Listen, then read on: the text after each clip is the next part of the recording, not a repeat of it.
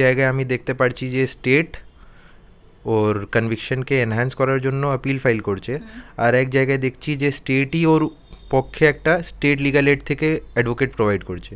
ওকে আগে কন্ট্রোলারের কাছে নিয়ে যাওয়া হতো, কেন? আর যখনই আমি ওর সাথে কথা করি, আমার প্রাইভেট ইন্টারভিউ কেন নিয়ে দেওয়া হয়নি আমার সাথে? ওর ডোরসগুলোকে খোলা রাখা যেত, সাইটিং সিকিউরিটি রিজনস। আর যখনই কোনো গুরুত্বপূর্ণ ব্যাপার যদি ও আমাকে বলতো, সাইড থেকে কোনো না কোনো অফিসার এসে দাঁড়িয়ে যেত আর ওকে ঘুরতো যে ও কী বলছে কী না বলছে। আর ব্যাপার থাকলো ওকে লিগ্যাল সার্ভিস প্রোভাইড করার জন্য, তো ও আমাকে প্রত্যেকবার 2 দিনই বলেছে অনেকবার যে আপনি আমাকে হেল্প করুন, আপনি আমাকে বাঁচান। বাট এই সেন্টেন্স স্টেটমেন্টের পরে ও প্রত্যেকবার একই জিনিস বলেছে কিন্তু। ও কিন্তু ওয়ার্ডটা ইউজ করছে, হোয়াট ইজ দ্যাট কিন্তু? কিন্তু মানেই তো এটাই আছে যে ওকে ওর উপর প্রেশার বানানো যাচ্ছে। আর প্রেশার কে বানাবে এখানে? প্রেশার তো বানাবে স্টেট ছাড়া তো আর কেউ প্রেশার বানাতে পারবে না। যখন ফার্স্ট ডে পারবো যে ও একা না, ও একা না এই কেসে। এক জায়গায় গভর্নমেন্ট ওকে ফাঁসি দিতে চায়, এক জায়গায় বাঁচাতে চায়। এটা তো পুরো কনফ্লিক্ট অফ ইন্টারেস্ট আবার ওখানেই দাঁড়িয়ে গেছে। ওটা হয়েছে time 12 to 6, 12 AM to 6 AM। আর 12 AM to 6 AM এর ভেতরে অনেক জোরের এন্ট্রি আর এক্সিট পাওয়া গেছে ওই স্পেসিফিক রুমে। তো শুধু একা সঞ্জয়কে কেন ভেতরে ঢেলেছে? আর একটা জলের বোতল আমি পাশে রেখে দিই। আপনি যদি হ্যান্ডেরও মুভমেন্ট করবেন তাহলে বটলটা তো পড়ে যাবে বা ফোনটা পড়ে যাবে।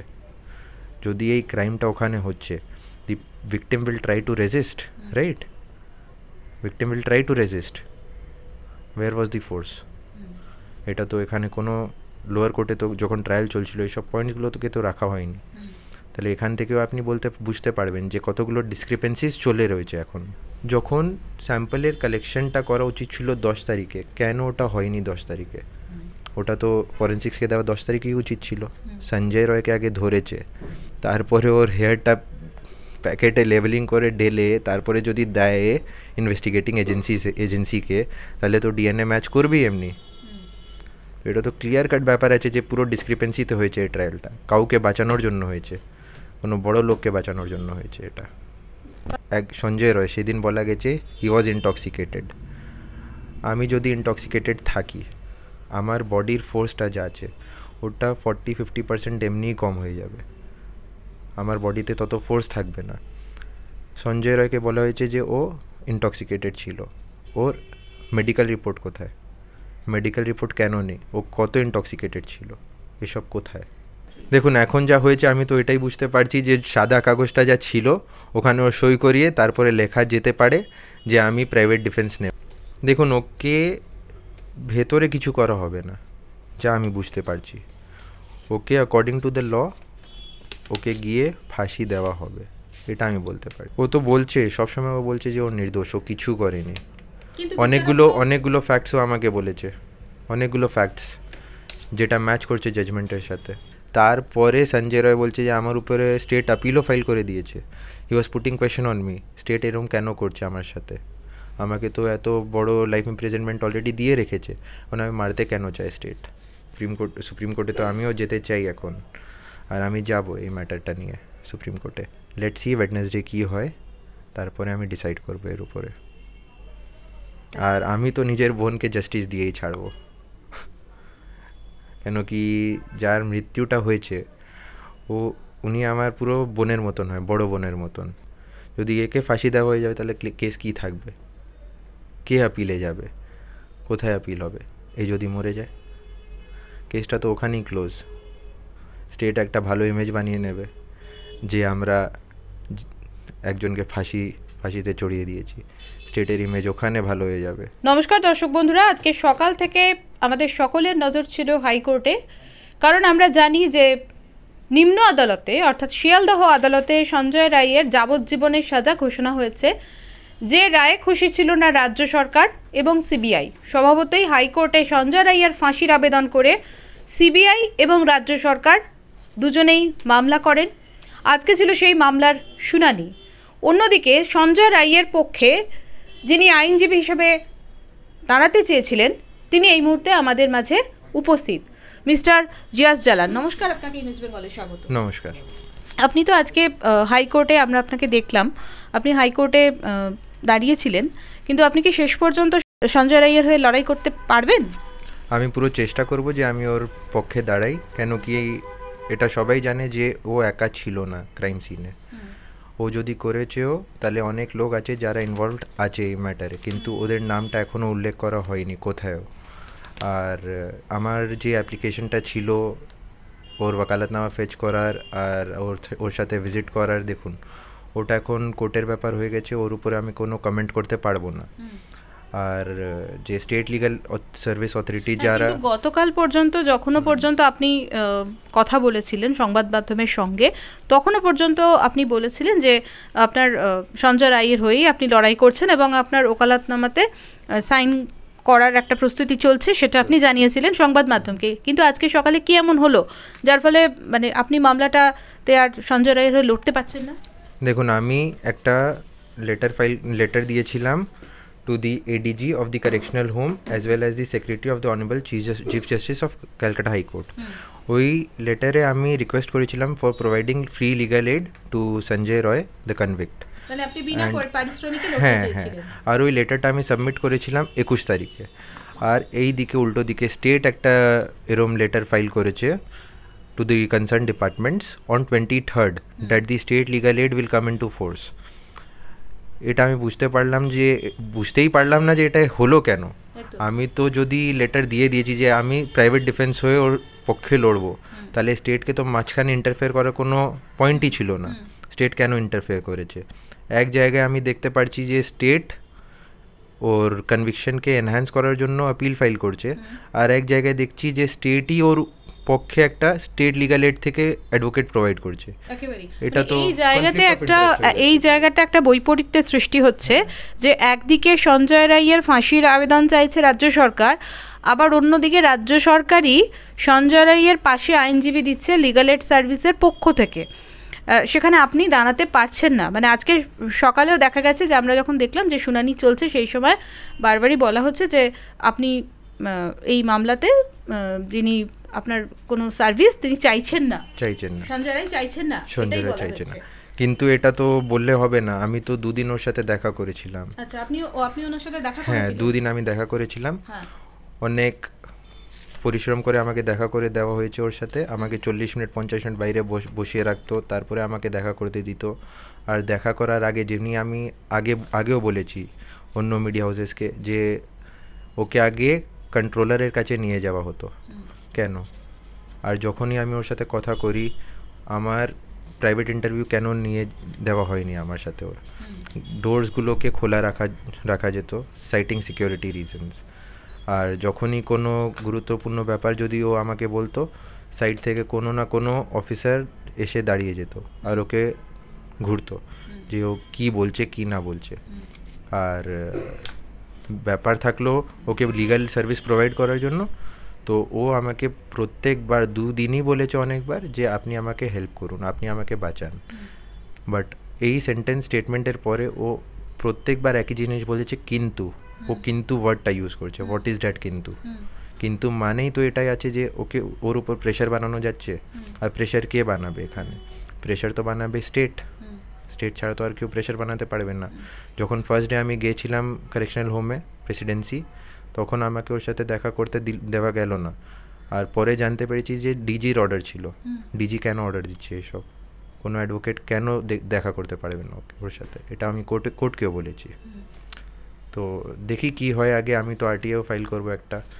আপনি যখন সঞ্জয় রায়ের সঙ্গে কথা বললেন, তো সঞ্জয় রায়কে দেখে, মানে যেহেতু আপনি এতদিন এই প্রফেশনে রয়েছেন, আপনার সাথে ওর সাথে কথা বলার পর আপনার কি মনে হলো? মানে আপনার কি মনে হয়েছে? দেখুন, আমি শুধু একটাই জিনিস বলতে পারবো যে ও একা না এই কেসে। আর যদি আমি থাকি পরেও, আমি যদি আপিল করি, সুপ্রিম কোর্টে যাই, আর যদি আমার কাছে কেসটা আসে, তাহলে আমি পুরো মেক শিওর করবো যে যা ইনভলভড আছে ওরা ফাঁসিতে ঝোলানো হয়। আর যদি সঞ্জয় রয় কিছু করেছে, ওকে ততই পানিশমেন্ট দেওয়া উচিত। যদি ও মার্ডার করেছে, ওকে মার্ডারের পানিশমেন্ট দেওয়া উচিত। ও যদি রেপ করেনি, তাহলে ওকে রেপের পানিশমেন্ট দেওয়া উচিত না। আর যদি কিছুই করেনি, তাহলে কেন কিছু দেবে? ওকে পানিশমেন্ট কেন দেবে? আর পুরো ট্রায়ালটাই যা হয়েছে, ওটা তো পুরো ইনকনক্লুসিভ ট্রায়াল, কেন কি অনেকগুলো ডিসক্রিপেন্সিজ আছে যেটা কোর্টকেও বলা হয়নি, ট্রায়াল কোর্টে কোনো কিছু ব্যাপারটা তোলা হয়নি। ওটা কেন? আর ট্রায়ালে কে সার্ভিস প্রোভাইড করছিল সঞ্জয় রয়কে? ওকে তো district legal service authority provide করছিল লিগাল এডটা। আর ডিস্ট্রিক্ট লিগাল এড কোন মিনিস্ট্রিকে বিলং করে? Ministry of law, government of West Bengal. এক জায়গায় গভর্নমেন্ট ওকে ফাঁসি দিতে চায়, এক জায়গায় বাঁচাতে চায়, এটা তো পুরো কনফ্লিক্ট অফ ইন্টারেস্ট আবার ওখানেই দাঁড়িয়ে গেছে। ওকে ফাঁসিতে ঝুলিয়ে সবার নামটা বাঁচাতে চায় আমাদের সরকার, ওয়েস্ট বেঙ্গল গভর্নমেন্ট, এটাই আমি বলতে চাই। কিন্তু একটা বিষয় অত্যন্ত গুরুত্বপূর্ণ, যে আজকে যখন এই ঘটনা, এই কেসের শুনানি ছিল, তারপরে অভয়ের পরিবারের আইনজীবী এবং অভয়ের বাবা মার সঙ্গেও আমাদের কথা হলো। তারাও কিন্তু একই কথা বলছেন যে আমার মেয়ের মৃত্যু হয়েছে, তার মানে এই নয় যে কাউকে মৃত্যুদণ্ড দিতে হবে। অর্থাৎ আপনি যে কারণে সঞ্জয় রায়ের সঙ্গে পাশে থাকতে চাইছেন, তারাও কিন্তু একইভাবে বলছেন যে সঞ্জয় রায়ের ফাঁসি তারা চান না। পাশাপাশি তারা এটাও জানিয়েছেন যে এই ঘটনায় যারা যুক্ত তাদেরকে খুঁজে বার করতে হবে। হ্যাঁ, অবশ্যই। দেখুন, যে মার্ডারটা যা হয়েছে ওটা হয়েছে time 12 to 6, 12 AM to 6 AM। আর 12 AM to 6 AM এর ভেতরে অনেক জনের এন্ট্রি আর এক্সিট পাওয়া গেছে ওই স্পেসিফিক রুমে। তো শুধু একা সঞ্জয়কে কেন ভেতরে ঢেলেছে? সবাইকে ধরা উচিত ছিল ওখানে।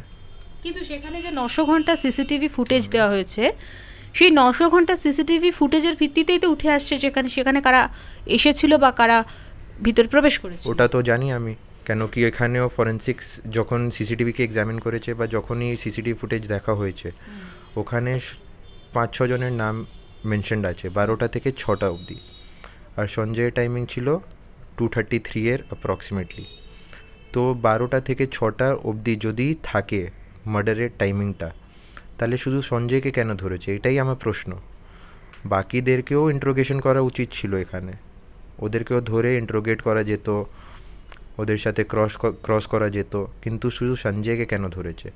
আর একটা জিনিস আমি বলতে চাই, এখানে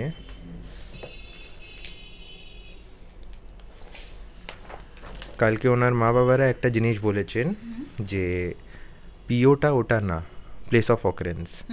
যেই রুমটা বলছে ওটা প্লেস অফ অকারেন্স না, আর অকারেন্স না, ওটা ডাউটফুল আছে।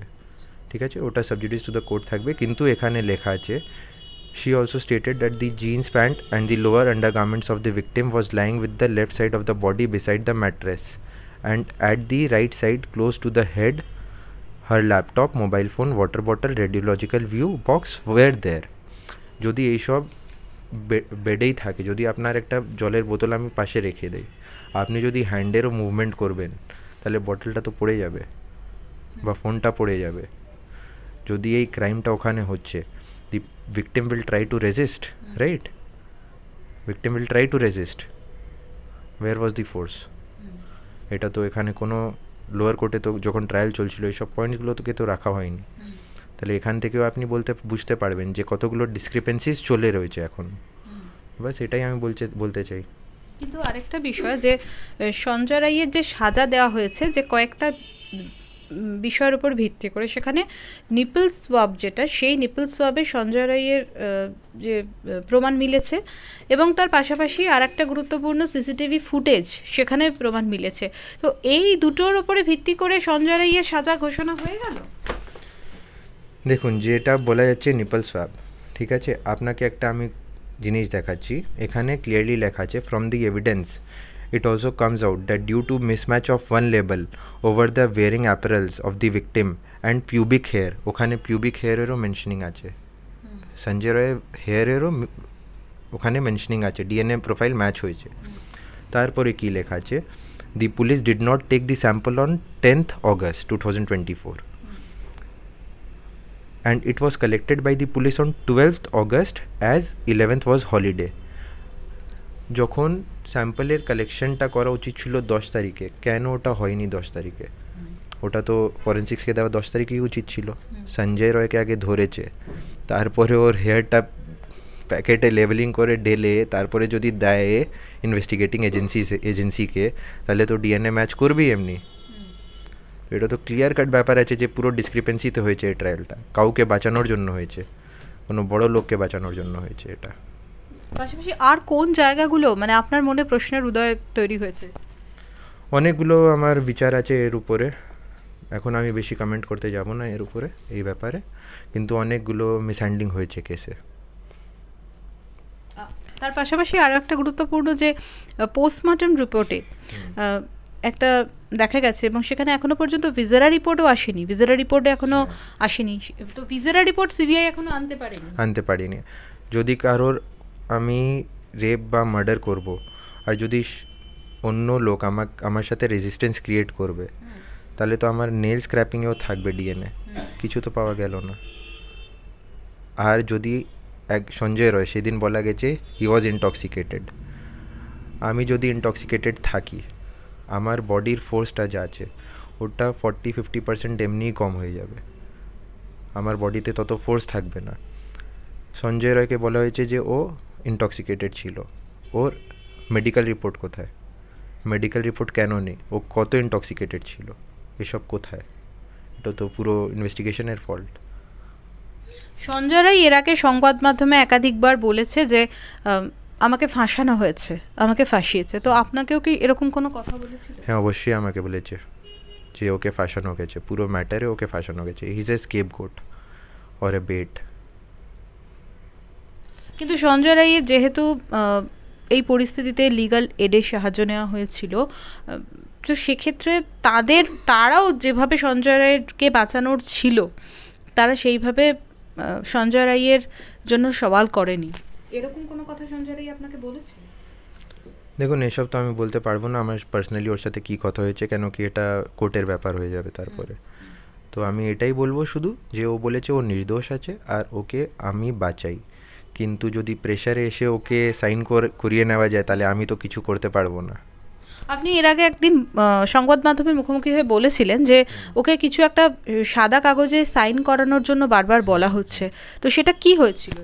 দেখুন, এখন যা হয়েছে আমি তো এটাই বুঝতে পারছি যে সাদা কাগজটা যা ছিল ওখানে ও সই করিয়ে তারপরে লেখা যেতে পারে যে আমি প্রাইভেট ডিফেন্স নেব না। আচ্ছা, মানে যেটা আজকে সকালে আমি দেখেছি কি হয়েছে কোর্টে, আপনারাও দেখেছেন কি হয়েছে। যদি প্রাইভেট ডিফেন্স দাঁড়াচ্ছে, প্রাইভেট ডিফেন্সকে সরিয়ে স্টেট লিগাল এড প্রোভাইড করা হচ্ছে, আর the public also knows that a private defence is always better than the state legal add.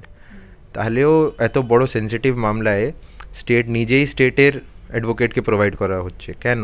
এসব কি করছে স্টেট অফ ওয়েস্ট বেঙ্গল? আমি তো বুঝতে পারছি না কি হচ্ছে এসব। তো এরপর আপনি কি করবেন? দেখুন, দেখুন আমি পুরো ট্রাই করব নিজে যে আমি এই মামলাতে অ্যাপিয়ার হই, ঠিক আছে? তার জন্য আমি একটা আরটিআই ফাইল করব to the state legal authority, DLSA and ministry of law of the state of West Bengal regarding peculiar service provided to the prisoners in the correctional home. কেন কি কতগুলো ম্যাটার আছে যেখানে স্টেট লিগাল সার্ভিস দাঁড়ায় বা DLSA দাঁড়ায়, আর কি টাইপের সার্ভিস ওরা প্রোভাইড করছে, কত কনভিকশন রেট আছে, কত ওদের অ্যাকুইটাল রেট আছে, এসব তো জানা উচিত পাবলিককে। তো এটাও আমি আনবো কোর্টের সামনে একটা আরটিআই করে। যদি 1000টা কেস থাকে, 1000টার মধ্যে আমি তো দেখতে পারবো যে কতগুলো জনকে ওরা বাঁচিয়েছে, কতজনকে ওরা ফাঁসিয়েছে, সব যদি সামনে আসে তাহলেই তো কোয়ালিটি অফ সার্ভিস দেখে যাবে। সুপ্রিম কোর্টের এমনিও জাজমেন্ট আছে, পাস জাজমেন্ট আছে যে স্টেট যদি কোনো লিগাল এড প্রোভাইড করে ওটা শুধু কোয়ালিটি বেসিসের উপরই প্রোভাইড করা হতে পারে, ওটাই most important, quality of the legal service rather than the quantity. কত অ্যাডভোকেটস তোমার পক্ষে হয়ে দাঁড়ায় ওটা ম্যাটার করবে না, কিন্তু যা কোয়ালিটি আছে অ্যাডভোকেটের ওই সব ম্যাটার করবে। তো এটা তো যদি আপিলে যাবে, এখানে যদি একে ফাঁসি দেওয়া হয় তাহলে এটা তো ম্যাটারটা আপিলেও যাবে, আর সুপ্রিম কোর্ট দেখবে যে কী ব্যাপারটা ছিল যার ভেতরে ওকে রেখে ওকে ফাঁসি দেওয়া হয়েছে। তো justice will prevail at the end of the day, if not today then tomorrow. আপনি কি সঞ্জয় রায়ের জীবনহানির কোনো ভয় পাচ্ছেন? দেখুন, ওটাও কি বলবো আমি, এটা তো আপনি একজন আইনজীবী হিসেবে আপনার কি মনে হয়?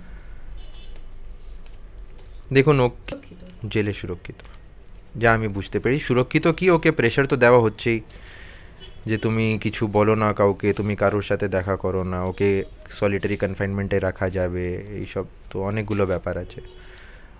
যখন আদমি মেন্টালি ফ্রাস্ট্রেট হয়ে যায়, ওর থেকে বড় মৃত্যু কিছু না। আর ওর সাথে ওটাই হচ্ছে। আপনার সাথে যখন সঞ্জয় রায়ের কথা হলো, তো সঞ্জয় রায়ের এই যে যাবজ্জীবন হয়েছে, এটা নিয়ে সঞ্জয় রায়ের কি বক্তব্য ছিল? ও তো বলছে, সবসময় ও বলছে যে ও নির্দোষ, ও কিছু করেনি। কিন্তু অনেকগুলো ফ্যাক্টসও আমাকে বলেছে, অনেকগুলো ফ্যাক্টস যেটা ম্যাচ করছে জাজমেন্টের সাথে। ও কেমনি জানতে পারবে যদি ও জাজমেন্টটা পড়লো না? আপনি বলুন, ও কি করে জানতে পারবে যে এই ঘটনা ঘটেছে? আর জাজমেন্টে ক্লিয়ার কাট লেখা আছে সব জিনিস।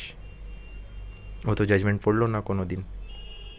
ধরিয়েও রেখে কি ও কপিটা পেয়েছে জাজমেন্টের, কিন্তু I don't think he has read the entire judgment. It is of 172 pages, and reading 172 pages by a layman is not possible.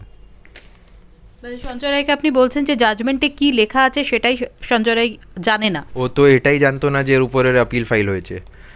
যখন আমি 21 কোর্টে অ্যাপিয়ার করেছিলাম, 22 হাইকোর্টে যখন আমি অ্যাপিয়ার করেছি, তারপরে ওর সাথে দেখা করতে গেছি, তারপরে সঞ্জয় রায় বলছে যে আমার উপরে স্টেট আপিলও ফাইল করে দিয়েছে।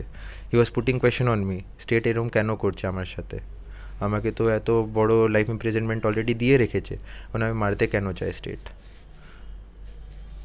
আর তারপরে আমি বললাম যে স্টেটের কি থটস আছে ওর নিয়ে, পাবলিক সেন্টিমেন্টটা কী আছে ওর উপরে। তারপরে ও বলছে যে যদি আমি না করে কিছু যদি আমাকে মেরে দেওয়া হয়, তাহলে তো আমি এখনই মরে যাই। আইনজীবীরা যারা এরকম প্রাইভেট, যেটা আপনি বললেন প্রাইভেট ডিফেন্স যারা দিতে চায়, তো সেটা যদি কাউকে আপনারা দিতে চান, আপনি একটু আগে সুপ্রিম কোর্টের একটা জাজমেন্টের কথা এখানে উল্লেখ করলেন, তো সেটা নেওয়ার ক্ষেত্রে কোনো আইনগত দিক রয়েছে, মানে কোনো আইনগত পদ্ধতি রয়েছে? অবশ্যই রয়েছে। তাই জন্য আমি বললাম যে স্টেট প্রাইভেট ডিফেন্স সবসময় দাঁড়াতে পারে, কেন কি quality of legal aid is the most important factor in such type of case, this type of cases. Court can any time appoint amicus curiae, কেন কি যদি কোনো ভালো ডিফেন্স অ্যাডভোকেট যদি না পাওয়া যায়, তাহলে জাস্টিসও কেউ পাবে না, আর একজনকে মেরেও দেওয়া হবে। তাই জন্য supreme court always say that quality is over quantity. CBI এর যে তদন্ত হলো, সেই সিবিআই এর তদন্ত নিয়ে আপনি কি বলবেন? দেখুন, সিবিআইকে যখন ইনভেস্টিগেশন হ্যান্ডওভার করে দেওয়া হয়েছে, ততক্ষণে যে ক্রাইম সিনটা ছিল ওটাকে অলরেডি ডিস্ট্রয় করা হয়ে গেছিলো। আর যদি ক্রাইম সিনকে আমি রিক্রিয়েট না করতে পারি ভালো করে, ইনভেস্টিগেশন কি? কিন্তু রাজ্য পুলিশের হাত থেকে যখন সিবিআইকে তদন্তভার দেওয়া হলো, তখন প্রত্যেকেই তো আশা করেছিল যে সিবিআই হয়তো একটা সঠিক তদন্ত করবে। তাহলে সেই সিবিআই, আমাদের সর্বোচ্চ তদন্তকারী সংস্থা যেটা, তার প্রতি তো আমাদের আশা ভরসা সবটাই রয়েছে। দেখুন, আমি একটাই জিনিস বলবো যে স্টেট আর সিবিআই দুটোই মিলে পুরো ফেলিয়ার করেছে এই ম্যাটারে। কেন কি যত সেন্সিটিভ ম্যাটার এর হিসাবে এটাকে নিয়ে যাওয়া উচিত ছিল, তত সেন্সিটিভভাবে এরা হ্যান্ডেল করলো না, কিছুই হ্যান্ডেল করলো না। কেন কি এত বড় বড় ডিসক্রিপেন্সিস যা আমরা দেখতে পারছি জাজমেন্টে শিয়ালদা কোর্টের, ওই সবগুলোকে মিস আউট করেছে পুলিশ বা সিবিআই। কেন করেছে? কোনো তো পার্সোনাল এজেন্ডা আছে, তাহলেই করা হয়েছে এইসব। আর সিবিআই, আর সব থেকে বড়ো কথা, সিবিআই এখন কোথায় কাজ করছে? সিবিআই মানলাম আমি সেন্ট্রাল বডি, কিন্তু আপনিও নিউজে দেখতে পেরেছেন বা প্র্যাকটিক্যালি এটা দেখা হয়েছে কি যখন সিবিআই কাজ করছিল, পুলিশদের কোনো ওদেরকে হেল্প করতে দেওয়া হচ্ছিল না। পুলিশরা আধখানা ডকুমেন্টস পাঠাচ্ছে, আধখানা ডকুমেন্টস নিজের কাছে রাখছে, আর এইসব চলছিল। আর এটা আমি বলতে পারি যে most of the documents were provided to the CBI inside the court itself, but যা সাপোর্টগুলো লাগতো পুলিশের, কিছু করা হয়নি। ওদেরকে থাকার জায়গা বা যাই জিনিসের জায়গার জন্য ওদেরকে কোর্ট বারবার যেতে হয়েছে, যে ওদেরকে সার্ভিস প্রোভাইড করা দেওয়া হচ্ছে না। তাহলে এটা তো পুরো মোস্ট অফ দ্য থিংস আর the fault of the state and rest আর ফর দ্য সিবিআই। ওখানে ওদের ফেলিয়ার ছিল যে ওরা ইনভেস্টিগেশন ঠিক করে করলো না।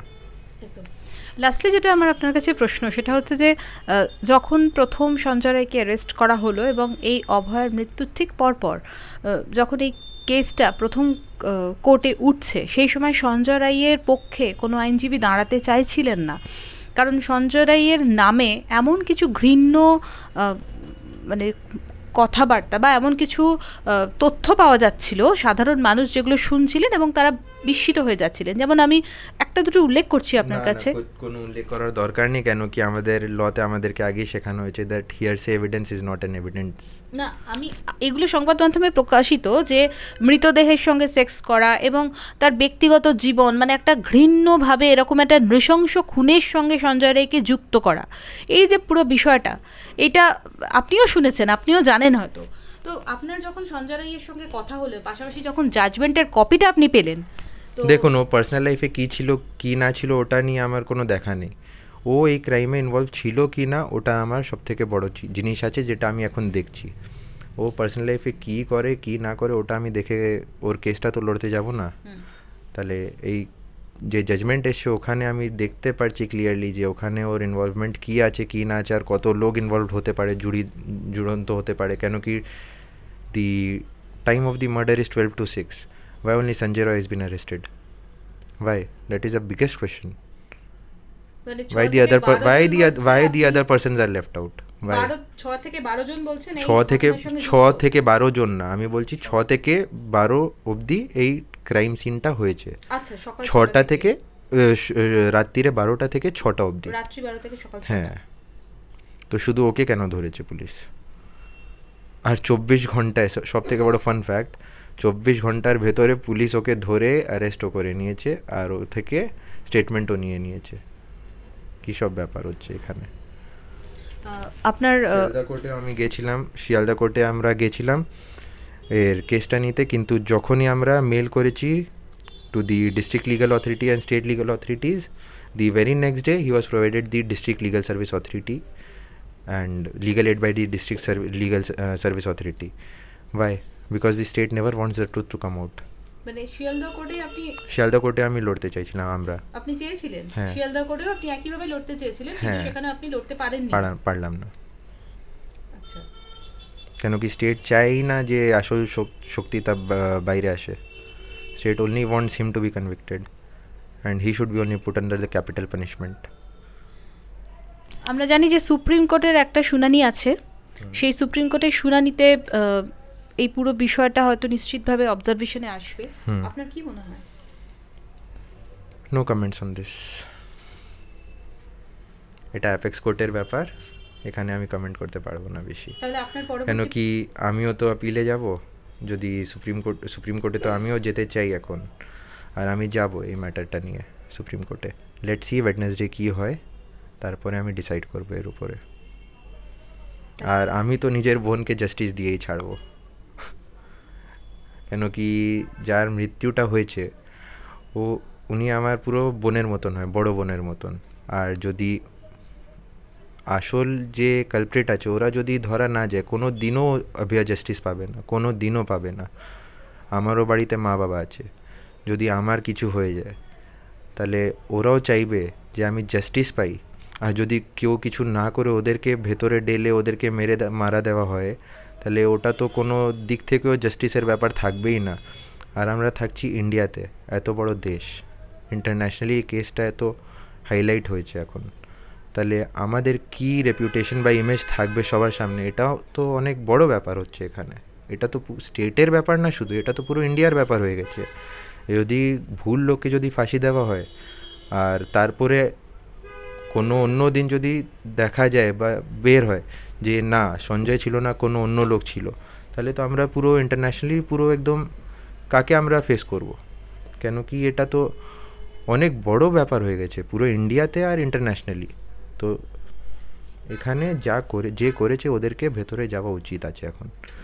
কিন্তু আমাকে একটা কথা বলুন, যে সিবিআই তো যে চার্জশিট দিয়েছে তারপরে সাপ্লিমেন্টারি চার্জশিট এখনও সিবিআই দেয়নি, তদন্তই যেখানে এখনো সম্পূর্ণ হয়নি, সেখানে এত বিচারে সঞ্জয় রায়কে ফাঁসি দেবার বিচারকের রায় তাড়াহুড়োর কিসের? স্টেট তো শুধু এটাই চায় যে সঞ্জয়কে ফাঁসি দেওয়া হয়। তো এখানে ব্যাপারটা এটাই হচ্ছে যে পলিটিক্যালি এই ম্যাটারটাকে নিয়ে যাওয়া হচ্ছে একদম, ওটা কিন্তু উচিত না। বিশেষ কোনো রাজনৈতিক দলের পক্ষ থেকে আপনি এই কেসটা লড়তে চাইছেন? যে যখন আমি গিয়েছিলাম ফার্স্ট ডে সঞ্জয় রায়ের সাথে দেখা করতে, সেখানে কারেকশনাল হোমের যে কন্ট্রোলার আছে উনি সঞ্জয়কে বলছিলেন যে তুমি কোনো দিনও স্টেট প্রাইভেট ডিফেন্সকে নিতে যাও না, কেন কি ওরা আসবে শুধু নাম করার জন্য। আর কি বলবো আমি, যদি কারেকশনাল হোমের যদি কন্ট্রোলাররা কনভিক্টদেরকে এইসব বলবে, প্রিজনারদেরকে এইসব বলবে, তাহলে তো ওদের রাইট তো ইনফ্রিঞ্জ হচ্ছে ওখানেই। ওরা কে হয় এসব বলার জন্য? ওরা কেন ম্যানিপুলেশন করছে? ওরা তো ম্যানিপুলেট যদি করে তাহলে আমি কি ভাববো? এটা তো আমি এটাই ভাববো যে ওদের পার্সোনাল এজেন্ডা কী থাকতে পারে কন্ট্রোলারের। ওর তো কোনো পার্সোনাল এজেন্ডা নেই state legal add service provide করার জন্য। এটা তো অনেক স্বাভাবিক ব্যাপার। দেখা যাচ্ছে যে স্টেট থেকে প্রেশার আসছে, ওরা সঞ্জয়কে বলছে। এর ছাড়া তো ওদের কোনো হতেই পারে না। আর যে কথা উঠছে যে আমি রাজনৈতিক দলের থেকে আমি উঠেছি, এটা একদমই ভুলভাল কথা। হ্যাঁ, আমার সিনিয়র আছে একজন, উনি রাজনৈতিক দলের হয়ে কাজ করে, কিন্তু আমার ওখানে বা আমার সিনিয়রের এই কেসটা নিয়ে, পার্টিকুলার এই কেসটা নিয়ে শুধু একই বিচার আছে যে জাস্টিস শুড প্রিভেল। আর এর থেকে বাইরে আমরা কোনো পলিটিক্যাল অ্যাঙ্গেল ইনভলভ করছি না। শনিবার যেদিন সঞ্জয় রায়কে দোষী সাব্যস্ত করা হয়েছে, সেদিন সঞ্জয় রায় একইভাবে বলেছিলেন যে আমাকে ফাঁসানো হয়েছে, আমাকে ফাঁসিয়েছে, এবং সেদিন বিচারক বলেছিলেন যে পরের দিন, অর্থাৎ তার পরের যে সোমবারটা, যেদিন তার সাজা ঘোষণা হলো, সেদিন তাকে বলতে দেওয়া হবে। কিন্তু সেখানে বিচারক যখন তার বক্তব্য শুনছেন, সেখানে বিচারক তাকে বলেছিলেন যে তোমাকে তো সময় দেওয়া হয়েছিল, তুমি তো কিছু বলোনি। তো সঞ্জয় রায়ের যদি বলারও ছিল, তো সেখানে তো বিচারকের সামনেও তো কিছু সে বলতে পারতো, সে তো বলেনি কিছু। দেখুন, সলিটারি কনফাইনমেন্ট আপনি জানেন কি জানেন না এটা আমি বলতে পারবো না, কিন্তু যদি আপনাকে এক ঘরের ভেতরে দিন রাত বন্ধ করে যদি রাখা হয়, তো পুরো মেন্টালি শকে আছে এখন, mentally shocked plus outside pressure, দুটো জিনিস একসাথে নিয়ে যদি কেউ চলে, আর ওকে একদিন সাডেনলি বলা হয় যে তুমি বলো, ও কী করে বলবে, কীভাবে ও বলবে?